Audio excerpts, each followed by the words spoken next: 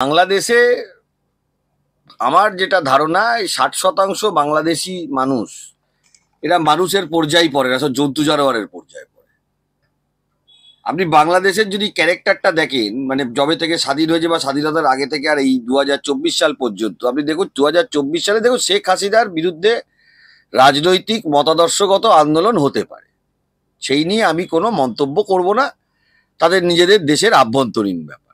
কিন্তু আমাকে একটা জায়গা থেকে সব থেকে বেশি নাড়িয়ে দিল যখন গণভবনটা দখল হলো বাংলাদেশে, যে মানুষ শেখ হাসিনার বিরুদ্ধে প্রতিবাদ করেছেন, সেটা নিয়ে আমার থাকতেই পারে, কারণ কোনো মানুষের তাদের দেশে তাদের রাজনৈতিক নেতার বিরুদ্ধে তিনি বলতেই পারেন, সেটা বিষয়। গণভবনটা যখন আক্রমণ হলো বা গণভবনে যখন মানুষ শেখ হাসিনা দেশ থেকে চলে যাওয়ার পর গেলেন, সেইখানে তার অন্তর্বাস নিয়ে লোকে নেচে বেড়াচ্ছে। এই লোকগুলোকে কি আমি মানুষ বলবো না জন্তু জানোয়ার বলবো? তাদের কি পানিশমেন্ট হয়েছে বা তাদের বিরুদ্ধে আইন কি ব্যবস্থা নিয়েছে বাংলাদেশে এখনো অবধি? আপনি নতুন সরকার যেটা এসেছে সেই সরকারে এটা আপনি বলুন, তাহলে এদেরকে তো আমি মানুষ বলতে পারি না। আর বাংলাদেশে হিন্দু নিপীড়ন সবসময় হয়, প্রত্যেক দিন প্রত্যেক বছর হয়। কিছু মুসলিম ভাই বোনেরা আছেন যারা অনেক সময় মন্দিরকে পাহারা দেন, কিন্তু এটা একটা কালচারের মধ্যে বানিয়ে নিয়েছে, এবং এরা কালচারের মধ্যে বানিয়ে নিয়েছে সকাল থেকে রাত অব্দি শুধু ভারত বিরোধিতা হয়ে যাবে। এরা সকাল থেকে রাত অব্দি ভারত বিরোধিতা করেছে। আমি কিছুদিন এই মোবাইলে দেখছিলাম, ওরা বলছে 7 সিস্টার্স দখল করে নেবে। এই যে একটা টেন্ডেন্সি এবং এই একটা প্রোপাগ্যান্ডা সকাল থেকে রাত পর্যন্ত বাংলাদেশের এই 50 থেকে 60% মানুষ চালিয়ে যায়। তাহলে বিক্রম দা, প্রথমের দিকে যে একটা চিত্র ধরা পড়ছিল যে ওখানকার ছাত্রছাত্রীরা তারা হিন্দু মন্দির এবং হিন্দুদেরকে রক্ষার্থে রাস্তায় নেমেছেন, সেই চিত্রটার কোথাও গিয়ে একটা বদল আস্তে আস্তে আমরা দেখতে পাচ্ছি না? না না, ওখানে আমি তো বলছি কি একটা অংশ মানুষ আছেন যারা সংখ্যালঘুদের হয়ে পাশে দাঁড়ান, 40% ওদের দেশে এইসব বিষয় নিয়ে ফাইট করছেন, কিন্তু আমি বলছি 60% মানুষই ওখানে সকাল থেকে রাত পর্যন্ত তাদের ভারত বিরোধিতা, তারা নাকি ভারতের সাথে যুদ্ধ করবে। তো ক্ষমতা তাকে করে দেখাও, ক্ষমতা তাকে করে দেখাও। বিভিন্ন আপনি এই ইউটিউব এগুলোতে দেখবেন না, 7 সিস্টার্স দখল হয়ে যাবে, অমুক হয়ে যাবে, তমুক হয়ে যাবে, তা করো। সেই ক্ষমতা নেই, এটা একটা প্রোপাগ্যান্ডা করে বেড়াবে, এটা এদের ক্যারেক্টার। সকাল থেকে রাত পর্যন্ত বাংলাদেশে আমার ভাই বোনেদের ওপর অত্যাচার হয়, সকাল থেকে রাত পর্যন্ত। আপনি প্রত্যেক বছর দেখুন দুর্গাপুজোয় আক্রমণ, দুর্গাপুজো আসছে ওদের দেশে, এটা করা যাবে না, ওটা করা যাবে না। ভাই 4টে দিনের তো ব্যাপার। যখন তুমি তোমার দেশে যখন কিছু সংখ্যালঘু ভাই বোনেরা আছে, তাদের জন্য তো নিরাপত্তার দায়িত্ব সে দেশের সরকারের, কোনো সরকারই সেটা দিতে পারবে না। কারণ কিছু বললাম না, কিছু মানুষ আছে যারা বাংলাদেশে মানুষের পর্যায়ে পড়ে না, মানুষের পর্যায়ে পড়ে না, এটা কন্টিনিউয়াসলি হয়ে যেতে থাকে। এই যে অসহিষ্ণুতার ছবি সমানে ধরা পড়ছে, দুর্গাপুজো নিয়ে বললেন, এই এই নিপীড়ন কি কোনোভাবেই রোধ করা সম্ভব? হিন্দুদের যে নিপীড়ন, দেখুন, আমার মনে হয় বাংলাদেশে যা হিন্দুদের নিপীড়ন হচ্ছে, হিন্দুদের গর্জে উঠে রাস্তায় নেমে আন্দোলন করা দরকার।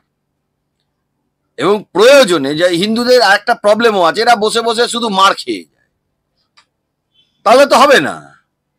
আপনার মন্দির আক্রমণ হচ্ছে, আপনার বাড়ি আক্রমণ হচ্ছে, ঘর পুড়িয়ে দিচ্ছে, থেমে থাকলে চলবে না, আপনাদেরও কিছু করে দেখাতে হবে। পশ্চিমবঙ্গের হিন্দুদের ভূমিকা নিয়ে যদি বলেন। দেখুন, পশ্চিমবাংলায় হিন্দুরা তো অনেক বেটার কন্ডিশনে আছে, তারা তো এটা নিয়ে ইয়ে করছে না।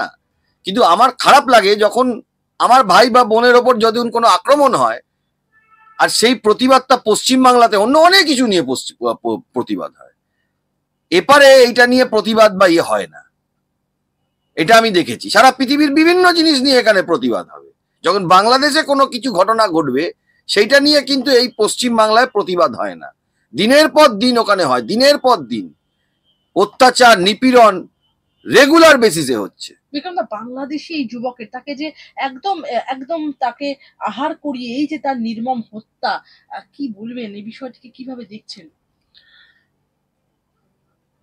আমার তো খুবই খারাপ লেগেছে দেখে, এই ঘটনা দেখে আমার খুবই খারাপ লেগেছে। আমি বলবো বাংলাদেশে যারা লড়াই করছেন লড়াই করে যান, এবং বাংলাদেশে অনেক মুসলিম ভাই বোনেরা রয়েছেন যারা এইগুলোর বিরুদ্ধে লড়াই করেন, তাদেরকেও আমি আহ্বান জানাবো লড়াই করে যান। আপনি কি কোথাও গিয়ে বাংলাদেশি হিন্দুদের কোনো বার্তা দিতে চান, তাদের পাশে একদম থাকছেন? নিশ্চয়ই থাকবো।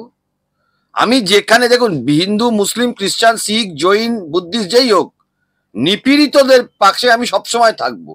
কিন্তু আমার দুঃখের বিষয় যেটা, সেটা হচ্ছিল বাংলাদেশে যখন সংখ্যালঘুরা তাদের অত্যাচার নিপীড়ন হয়, সংখ্যালঘুর সংখ্যা 22 থেকে নেমে 7% নেমে যায়, সেটা নিয়ে ভারতবর্ষে প্রতিবাদ হয় না, বাংলাতে তো হয়ই না।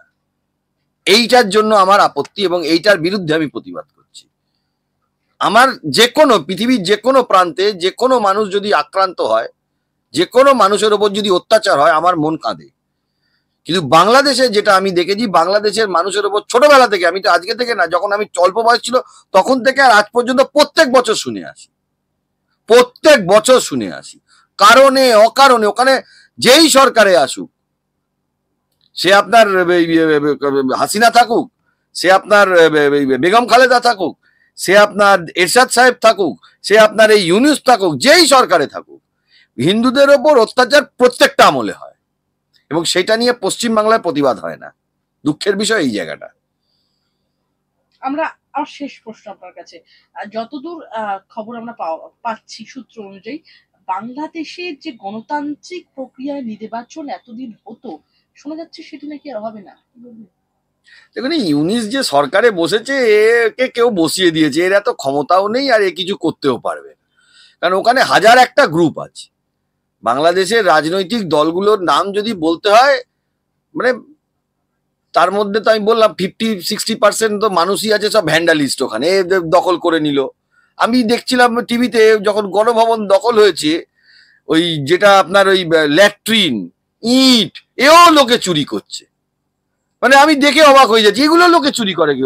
শেখ হাসিনার আপনার অন্তর্বাস নিয়ে যেমন ইয়ে করছে, আমি এই ধরনের জিনিসও চুরি হচ্ছে। এগুলো চুরি হয় কি করে আমি মানে ভিডিওতে দেখতে পাচ্ছি।